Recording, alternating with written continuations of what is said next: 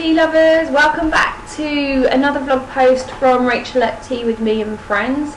Now, as you can see, today I have my pinny on, and that's because Lorna asked me last week in her wonderful Girl Power vlog to bake her a cake. So here I am. I'm in my kitchen, as you can see behind me there, my messy wonderful kitchen. Don't look at everything there.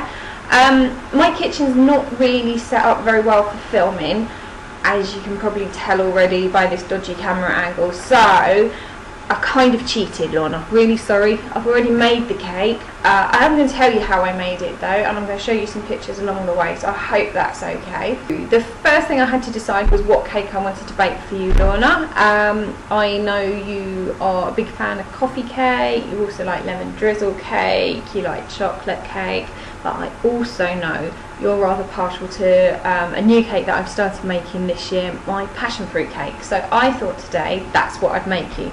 Normally I make them as little cupcakes, but today I decided to be a little bit different. I'm making them as a loaf cake for you, so I hope that's all okay. So for this cake you will need yourself 3 eggs, 6 ounces of sugar, 6 ounces of flour, 6 ounces of butter. Really sorry, I still work in ounces, that's how old I am. You will also need, for the cake itself, 3 passion fruits, a little bit of baking powder as well, just a pinch of baking powder, and of course I think you should always have a cup of tea when you're baking, very nice. So, Lorna, caught in the action, your cake's ready. I better go and get it out of the oven. Other equipment you'll need is a lined loaf tin, or if you're going to make cupcakes you can do these in cupcakes as well, so you'll need your cases, and I use my KitchenAid. To make your cake, the first thing you need to do is cream together the butter and the sugar. You can either do it in a KitchenAid or your mixer, or you can do it by hand as well.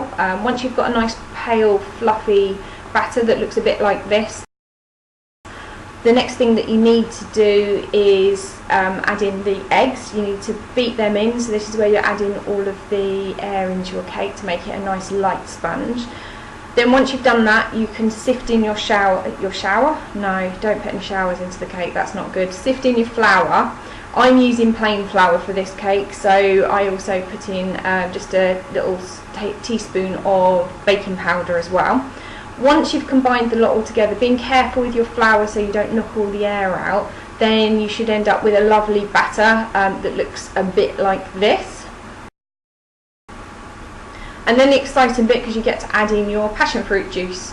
Now, passion fruit juice, mine is fresh. I bought myself 3 passion fruits. I cut them open, I put them through a sieve and used the juice.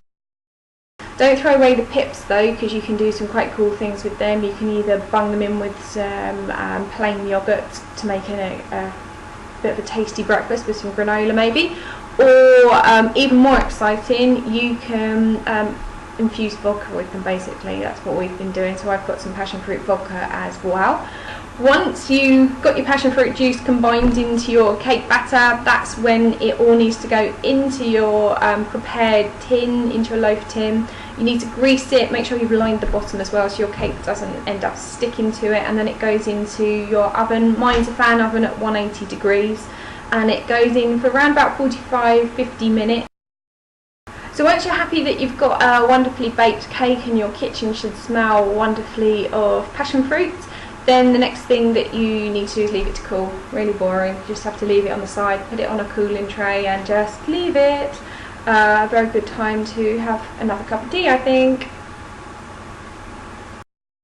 Then you can decide what you want to do next, whether you want to just leave it as a plain loaf cake with nothing on, which it is nice if you want to do that. Alternatively, I like to put some icing on mine, so again you're going to need another 3 passion fruit and some icing sugar, and literally use that juice from your passion fruit, how you did it before, using a sieve and a jug, and combine your icing sugar, which has been sifted so there's no lumps in it, with your juice till you get quite a nice, it depends, the consistency depends on how you like your icing really. If you want it quite runny so it's got a light covering, don't use too much icing sugar. If you want it quite a thick one, use more icing sugar.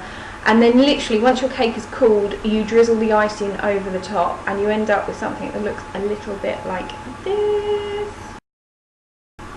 So Lorna, I hope you like your cake that I've made for you. I've definitely enjoyed making it and I'm going to enjoy eating it as well. I might save you a bit, you never know.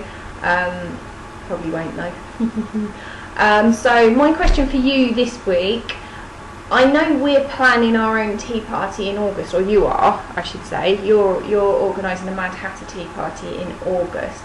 And I was just wondering, if you could invite any 3 people from the past, present or future to join you at that tea, who would they be and why? Looking forward to hearing all about it next week on the blog. If anybody wants the recipe for this cake, I think I'm going to put it on the blog.